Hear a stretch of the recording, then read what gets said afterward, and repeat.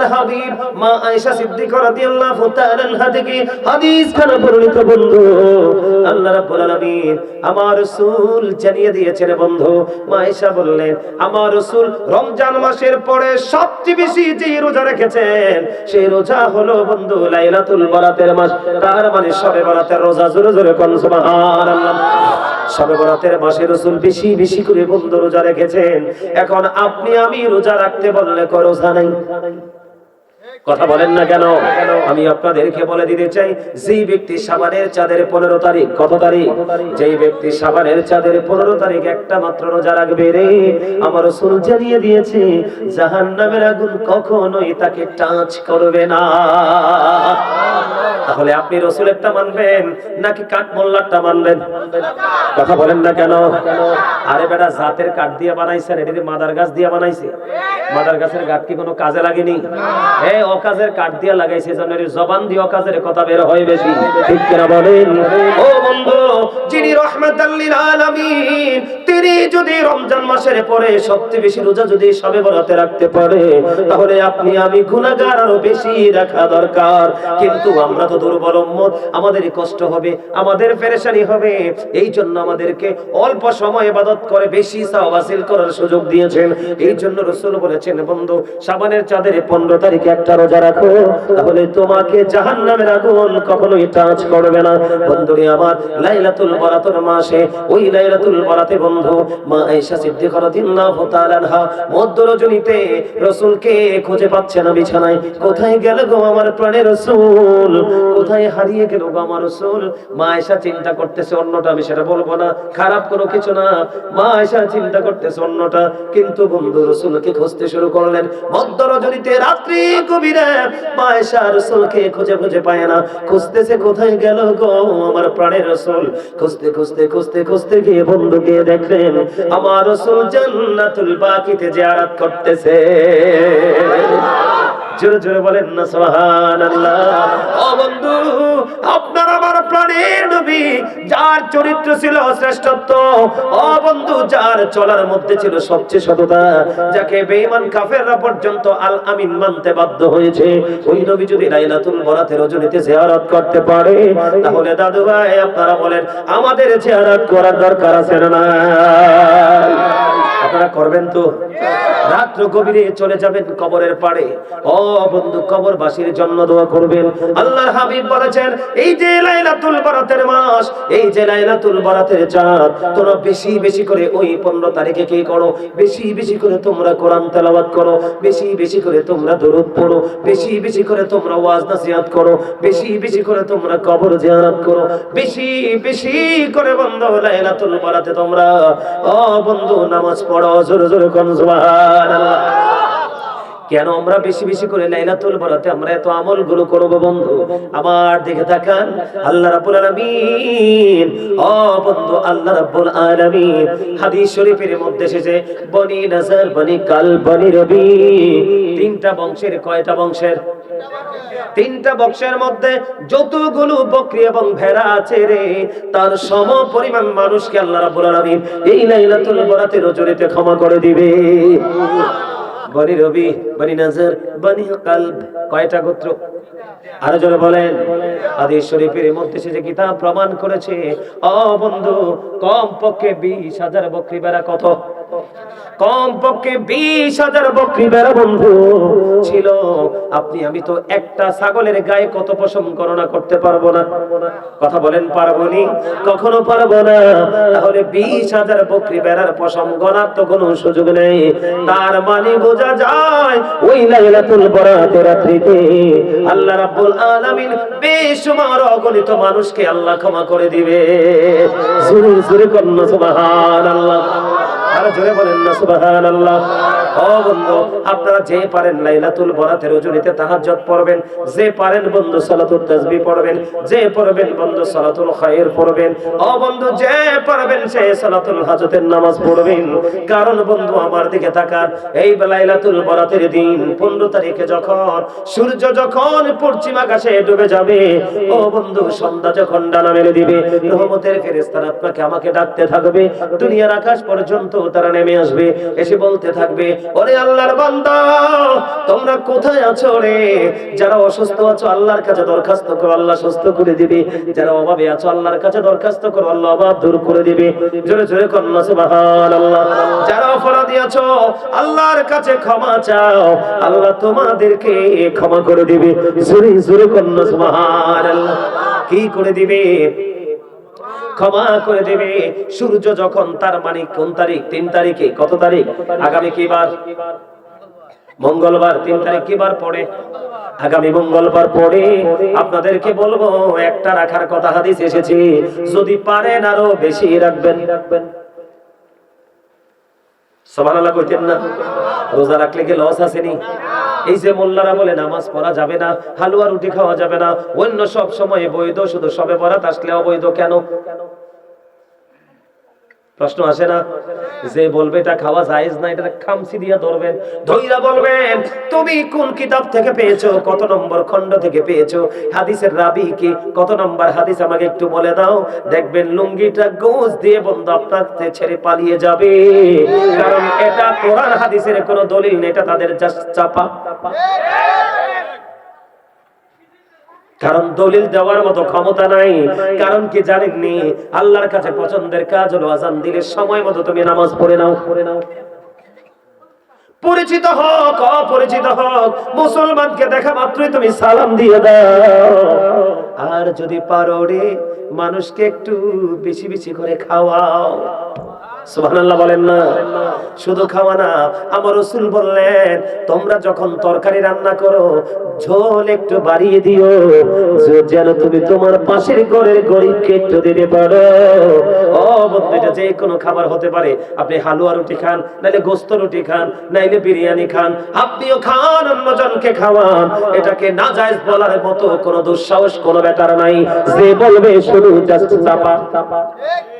ঠিক কিনা বলেন? আপনারা শুধু মানলে হবে না, আপনারা আপনাদের সন্তানদেরকে এগুলো চর্চা করাতে হবে, এইগুলো শিক্ষা দিতে হবে, অন্যথায় বন্ধু পথভ্রষ্ট হয়ে যাওয়ার সম্ভাবনা বেশি থাকবে। ঠিক কিনা বলেন? বন্ধুরি আমার, এখানেই শুধু ক্ষান্ত নয়, ওই যে বললাম সূর্য যখন পশ্চিম আকাশে বন্ধু ডুবে যাবে রে, ও বন্ধু ওখান থেকে ডাকা শুরু হবে, ও বন্ধু সুবহে সাদিক পর্যন্ত আপনাকে ডাকা হবে। জোরে জোরে কন্যা সুবহানাল্লাহ। বন্ধু লাইলাতুল বরাতের ফজিলত আমি একটু বর্ণনা করতে চাই, একটু গভীর মন দিয়ে শুনবেন বন্ধুরি আমার। ঈসা রুহুল্লাহ একদিন আল্লাহ রাব্বুল আলামিনকে ডেকে ডেকে বললেন, আল্লাহ গো, এই জামানায় আমার চেয়ে বেশি বুজুর্গ আর আছে কি? এই জামানায় আমার চেয়ে আরো দামি আছে কি? আমার চেয়ে আরো বেশি পাওয়ারফুল পারসন আছে কি গো? এই কথা বলার পরে বন্ধু আল্লাহ রাব্বুল আলামিনের পক্ষ থেকে ইশারা আসলো, ঈসা রুহুল্লাহ সামনের দিকে হাঁটতে শুরু করলেন। হাঁটতে হাঁটতে হাঁটতে হাঁটতে খেয়াল করেন, হাঁটতে হাঁটতে হাঁটতে হাঁটতে তিনি সামনে গেলেন। সামনে যাওয়ার পরে বন্ধু বিশাল একটা গোলাকার পাথর দেখতে পেলেন। কি? এদিকে দেখেন না, বড় একটা পাথর রাস্তার মধ্যখানে তিনি দেখতে পাইলেন পড়ে আছে। এবার তিনি তো চিন্তা করলেন, এখন আমি কি করব? আল্লাহ রাব্বুল আলামিনের পক্ষ থেকে অর্ডার আসলো, এই পাথরের মধ্যে আঘাত করো। সমস্যা কি?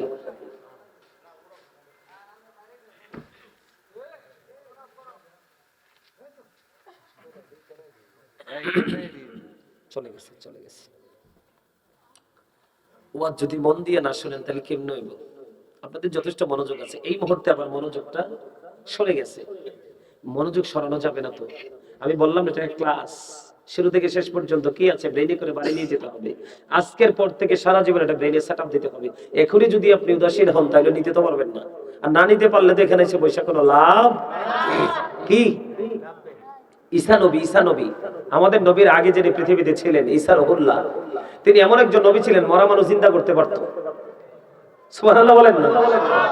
ওনার হাতে একটা লাঠি ছিল, বরকতের লাঠি, এটা দিয়ে যদি কোনো কুষ্ঠ রোগীকে মেসেজ করে দিত রোগ ভালো হয়ে যেত। কোন অন্ধকে যদি এভাবে মেসেজ দিত চোখের দৃষ্টি ফিরে আসতো। সুবহানাল্লাহ বলেন না? আরো জোরে বলেন। এমন একজন নবী, তিনি বললেন এই জামানায় আমার চেয়ে বড় বুজুর্গ কেউ আছে কি? আল্লাহ রাব্বুল আলামিন বললেন তুমি সামনের দিকে হাঁটো। আবার বলছি, ঈসা নবী সামনের দিকে চলতে শুরু করলেন, চলতে চলতে চলতে চলতে বন্ধু কিছু দূর যাওয়ার পরে দেখলেন রাস্তার মাঝখানে বিশাল একটা সাদা পাথর। ও গো মালিক, এখন আমি কি করব গো, এখন আমার কি করা উচিত? রাস্তার মধ্যখানে একটা পাথর দেখা যায়। আল্লাহ রাব্বুল আলামিন হুকুম করলেন, ঈসা রে তুমি হাতের লাঠি দিয়ে পাথরের মধ্যে আঘাত করো। এই হাতের লাঠি দিয়ে যখন পাথরের মধ্যে আঘাত করলো, আঘাত করার সঙ্গে সঙ্গে পাথরটা ফাইটা দুটো টুকরা হয়ে গেল। টুকরা যখন হয়ে গেল, এবার চেয়ে দেখেন এই পাথরের মধ্যে দরজা নাই, জানালা নাই, কোনো কিছু নাই রে। এক জয়ীফ এক বৃদ্ধ লোক দেখা যায়। জোরে জোরে কন্যা সুবহানাল্লাহ। এবার সামনে দেখতে পাইলেন জান্নাতি ফল। কয় আপনি যেই পাথরের মধ্যে বসবাস করেন, এই বসবাসের বয়স কত বছর? এবার ওই জয়ী বৃদ্ধ লোক উত্তর দিয়ে দিল, আমি যেই পাথরের মধ্যে বসবাস করি, আমার পাথরের মধ্যে বসবাস করার বয়স হলো 400 বছর। কত শত বছর? 400 বছর। এবার ঈসা নবী আল্লাহর কাছে সিজদায় পড়ে গেলেন, মালিক এই দেখা যায় আমার চেয়ে বুজুর্গ লোক আছে। আমার আল্লাহ একটা ডাক দিয়ে বললেন, ঈসা রে, যেই বান্দা লাইলাতুল বরাতের রজনীতে রে জাগ্রত থেকে থেকে আমি আল্লাহর পাগল হয়ে গোলামি করবে, আমি আল্লাহর কাছে ওই পাথরের মধ্যে বসবাস করা 400 বছরের যে বৃদ্ধ, ওই ব্যক্তির চাইতেও আরো দামি হিসাবে গ্রহণযোগ্য হয়ে যাবে। আল্লাহু আকবার। থাম থাম থাম থাম রে ছোট ভাই, থাম থাম। নারে তাকবীরের পরে নারে রিসালাত বলো, আবার বলো। হ্যাঁ দাও। আল্লাহু আকবার। ইয়া রাসূলুল্লাহ। ঘরে ঘরে জানো, ঘরে ঘরে জানো, হুঁশিয়ার সাবধান। মারহাবা বলেন। দেখছেন নি ফুল আইন দেখলে বোঝা যায় না, এসব দিয়ে আসে। মারহাবা গো। আল্লাহ সবগুলো যুবককে মদিনাওয়ালার সৈনিক হিসেবে কবুল করেন। আমিন। এখানে আইসা আসলে সত্যিকার অর্থে আমি একটা জিনিস শিখতে পারলাম আজকে। মারহাবা বলেন, আরো জোরে বলেন। সম্মানিত উপস্থিতি, যুবক ভাইদেরকে বলছি, তোমরা যারা উপস্থিত হয়েছো, আমি তোমাদেরকে বলবো ইউ আর ভেরি লাকি। কেন? আল্লাহ রাসূল বলেছেন তোমার ঈমান এবং আমল যখন মজবুত হবে, এই যুবকদের জন্য রাসূল বলছে আমি নবীর দরকার নাই, আমি তোমাদের জন্য নেতা রেডি করে রাখছি। সুবহানাল্লাহ। আরো জোরে। সেই নেতাকে রাসূল বলেছেন আল হাসান ওয়াল হুসাইন সাইয়্যিদা শাবাবি আহলিল জান্নাহ। রাসূল বলেছেন ইমাম Hasan and Hussain are the leader of younger people in জান্নাহ। আমার রাসূল বলেছেন ইমাম হাসান হুসাইন জান্নাতে যুবকদের সরদার হবে। তোমরা নেতা পাইছো না? নবী তো অনেক উপরের কথা, ওরে বাপ রে বাপ, কল্পনাও করা যায় না।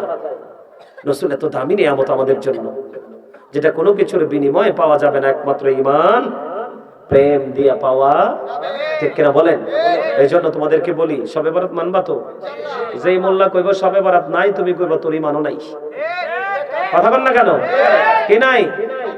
এই বেটা, আমার রাসূল শবে বরাতে অনেক নিয়ামতের খবর দিয়েছে, তুমি বেটা কোন কলেজে পড়ছো? হিসাব ঠিক আছে? আপনারা বোঝেন নাই আমার কথা? আমি একটু মাঝে মাঝে হাসি খুশি ভাবে বলছি, যেন আপনাদের মধ্যে কিনা আসে, ক্লান্তি না আসে। কথা বুঝতে পেরেছেন? তাহলে হালুয়া রুটিও খাওয়া যাবে, বিরিয়ানিও খাওয়া যাবে, খিচুড়িও খাওয়া যাবে, চাইলে আরো ভালো কাচ্চিও খাওয়া যাবে, কোনো সমস্যা নাই। ঠিক কিনা বলেন? আরো জোরে। অন্য সব দিন হালাল, শবে বরাতের দিন না যায়, সেটা কেমন দুঃখ লাগার মতো কথা না? তো আবার আরেকটা করতে পারেন, যে হালুয়া রুটির বিরোধিতা করবে, কেটা কইছি বুঝেন নাই? যে হালুয়া রুটির বিরোধিতা করবে, তারে এখন কিছু বলার দরকার নেই, 2-4 দিন পরে দাওয়াত দিবেন, হুজুর আমাদের বাসায় আজকে রুটি আর সুজি হবে, আইসেন খাইতে বললে হেন গিলে ধরবেন। কথা কয় না কেন? আরো ধরে। এই দেখেন, এরা কিন্তু সারা জীবন মিলাদের বিরোধিতা করে। কি করে? মিলাদ বেদাত, বেদাত বেদাত কয় না? আপনি মিলাদে দাওয়াত দিয়েছেন, আইবো খাইবো পড়বো, আবার যাইতে হাদিয়াও লয়ে যাবো। ওই যে আমার চাচাই কইতেছে 2 মিনিটে শেষ করলাম, মিলাপ। এটি তো বেশরম মিয়া, এটি শরম নাই। বলে কেন? খাবার খাইতে লাগায় 40 মিনিট, দোয়া কেন 5 মিনিট? আমার কথা, আমি তো একজন আলেম, আমার কথা শোনেন। আমি আপনাদের এই সাইডে কোথায় যে আসছিলাম আমি জানি না, ওই দিকে এই পাশে আসছিলাম একবার, আরো আগে। আমার এক পাগল বিদেশ থাকে, বুঝছেন নি? তো আমার দাওয়াত দিছে, তো আমি কই ভাই আমি যে যাবো না, সমস্যা টমস্যা হইব নি, কারণ আমরা তো আহলে সুন্নাত ওয়াল জামাতের সমর্থন করি, সমর্থক একজন গোলাম। হুজুর আপনি আইয়েন, কোন বেটা কি করে আমি দেখব। তো পরে আমরা যখন আসলাম, আসার পরে এদিকে তাকান, ওই লোকে অত্যন্ত দুঃখ প্রকাশ করলো। কি করলো? উনি বিদেশ থেকে আসছে আপনার মতো, এই যে আমার চাচা যেভাবে বলছে, আমার তো কখন এটা বলতে পারতাছি না। তো আমার দিকে তাকান, শেষ করে দিব নি মাহফিল।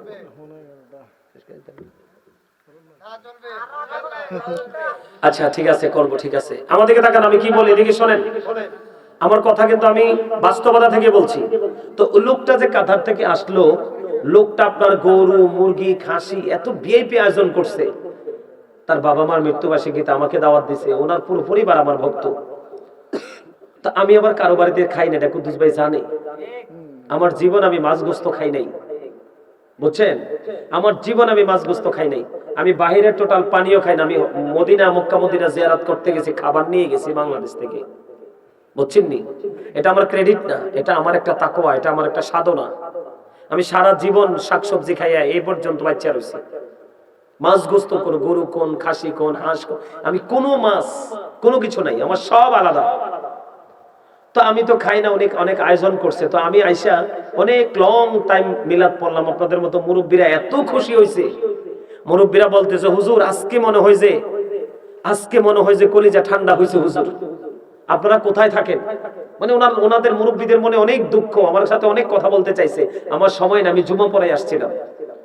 তো পরে উনি বলতেছে আমাকে, বুঝছেন, যিনি আমাকে ইয়ে করেছেন, দাওয়াত দিয়েছেন, উনি আমাকে বলতেছে হুজুর একটা দুঃখের কথা শেয়ার করে। আমি খুব করেন। হুজুর এতগুলো হুজুর দাওয়াত দিলাম, এত কষ্ট পাইছি, 5 মিনিটও লাগে না, দোয়াটা শেষ করে চলে গেছে। কিন্তু হুজুর খাইছে কত ঘন্টা লাগায় জানেন? মিনিমাম 40 মিনিট লাগাইয়া খাইছে। নাউজুবিল্লাহ বলেন না, আপনি বলেন আমি কি কষ্ট পাই নাই? তার মধ্যে থাকতে পারে আকীদাগত ভিন্নতা, থাকতে পারে না?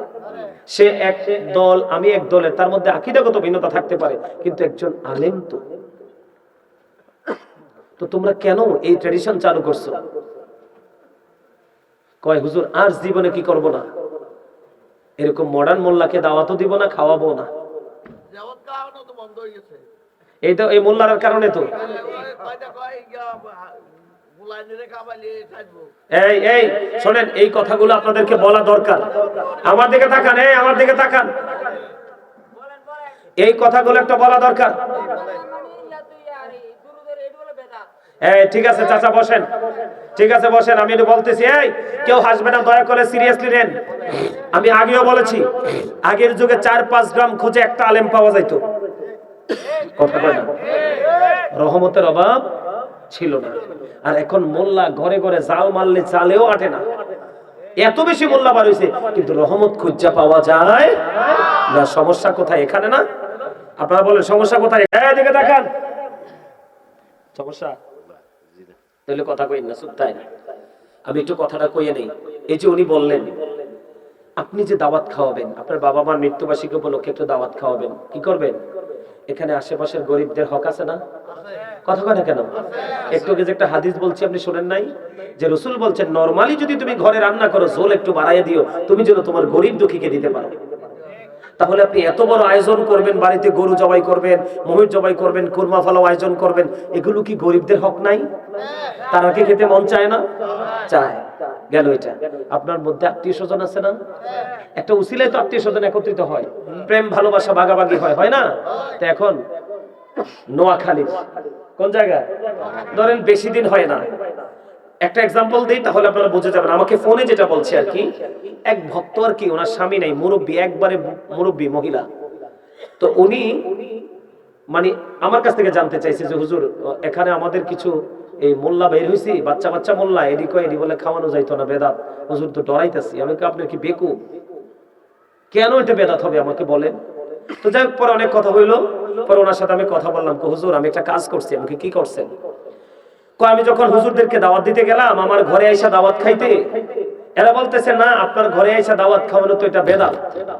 কি এটা কি বেদাত। একটা কাজ করেন, এদিকে তাকান, একটা কাজ করেন, আপনি যে দাওয়াত খাওয়াবেন এটা আমাদের মাদ্রাসায় দিয়ে দেন। কি দিয়ে দেন? দেখেন মহিলা কিন্তু আমাদের মাদ্রাসায় দিয়ে দেন। এখন এই মহিলা আবার ডাক দিয়ে কি বলছে জানেন? মহিলা আবার ডাক দিয়ে বলছে, হুজুর তাইলে আবার বসেন, আপনার সাথে আমার কথা আছে। কি কথা? হুজুর আমার এখানে খাওয়াইলে বেদাত, আর আপনার মাদ্রাসায় খাওয়াইলে হালাল বা জায়েজ। আপনার মাদ্রাসা কি ফেরেশতারা এসে খাইব? কি আপনার মাদ্রাসা কি ফেরেশতারা এসে খাবে? আমাকে একটু বলেন। কয় না, এখানে মানুষ খাবে। তাইলে আপনি আমাকে বলে যান, আমার ঘরে খাওয়াইলে যদি বেদাত হয় আর আপনার ঘরে খাওয়াইলে যদি হালাল হয়, তাহলে এটার মধ্যে পার্থক্য কি? বিশ্বাস করেন এই মহিলা বলছে, হুজুর এক সেকেন্ড আমার কাছে দাঁড়াই নাই, চলে গেছে। পরে আর তিনি দাওয়াত খাওয়ান নাই। পরে তিনি কি করছে, ওনার গরিব দুঃখী আত্মীয় স্বজন নিয়ে উনি কি করছে, বাড়িতে দোয়ার আয়োজন করছে, মানুষ আইছে, দোয়া করছে, খাইছে। এই জন্য আপনাদেরকে বলি, বাংলাদেশে আলেম ওলামার অভাব নাই। যারা এই ফতোয়াগুলো দিচ্ছে, কথা বলেন, আমি যুবক ভাই তোমাদেরকে বলে যাই, যারা ফতোয়া দিচ্ছে তারার কিন্তু শিক্ষাগত যোগ্যতা নাই, জাস্ট একটু কোরআন শরীফ পড়ছে, এই শেষ। ফতোয়া দিতে হলে সার্টিফিকেট লাগে। কি লাগে? সার্টিফিকেট লাগে। সত্যিকারের জ্ঞান অর্জন করতে হয়, এছাড়া কোনো উপায় নেই। ঠিক না? ঠিক কি নাই? তো আমি আপনাদেরকে বলি, যারা আপনাদেরকে বেদাত বলে বলে ফতোয়া দেয়, আমি আপনাদের কাছে কিছু কথা বলে যাই, আর আসার সুযোগ হবে কিনা জানি না। আমার দিকে তাকান, এখন আমাদের মসজিদগুলোতে কাতার হয় কিনা, চিহ্নিত করা হয় কিনা? রাসূলের জামানায় তো এই কাতার চিহ্নিত করার সিস্টেম ছিল না। তো তুমি মৌলবি বেদাত ফতোয়া দাও, এই কাতারে দাঁড়াইয়া কাতার চিহ্নিত করে কাতারে দাঁড়াইয়া আযান দেওয়া তো বেদাত, আরে সরি নামাজ পড়াও তো বেদাত। কথা কি বুঝতে পারছেন? তো তুমি এইটা নিয়ে ফতোয়া দাও না কেন? এবার আসেন, যারা বেদাত ফতোয়া দেয় তারা কি আপনাদের এখানে ইমামতির বিনিময়ে হাদিয়া নেয় না? কথা বলেন না কেন? হাদিয়া নেয় কি নেয় না? আল্লাহ রাসূল কি ইমামতি কইরা কারো কাছ থেকে হাদিয়া নিছিল? নিছিল? সাহাবায়ে কেরাম নিছিল? তো আপনি মোল্লা নেন কেন? এটাও তো বেদাত। কথা কয় না কেন? এবার আসেন, ইমামতিকে কেন্দ্র করে সভাপতি, সেক্রেটারি, মুতাওয়াল্লি, ক্যাশিয়ার দইরা সিরিয়াল কইরা এই ঘরে, এই আজকে এই জনের ঘরে, কালকে এই জনের ঘরে সিরিয়াল ধরে খায়নি? কথা বলেন, খায় কিনা? তো নবীরা সাহাবীরা কি এমনি ইমামতির বিনিময়ে ঘুরে ঘুরে খাইছে? খাইছে? আপনি খান কেন? এটাও তো বেদাত।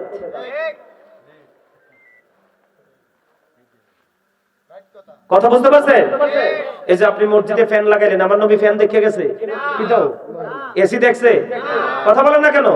আপনি নামাজ পড়বেন, কোরআন তেলাওয়াত করবেন ফ্যানে, তো ওই ওই ওই ওই আরাম তো আমার নবী ভোগ করেন, আপনি ভোগ করেন কেন?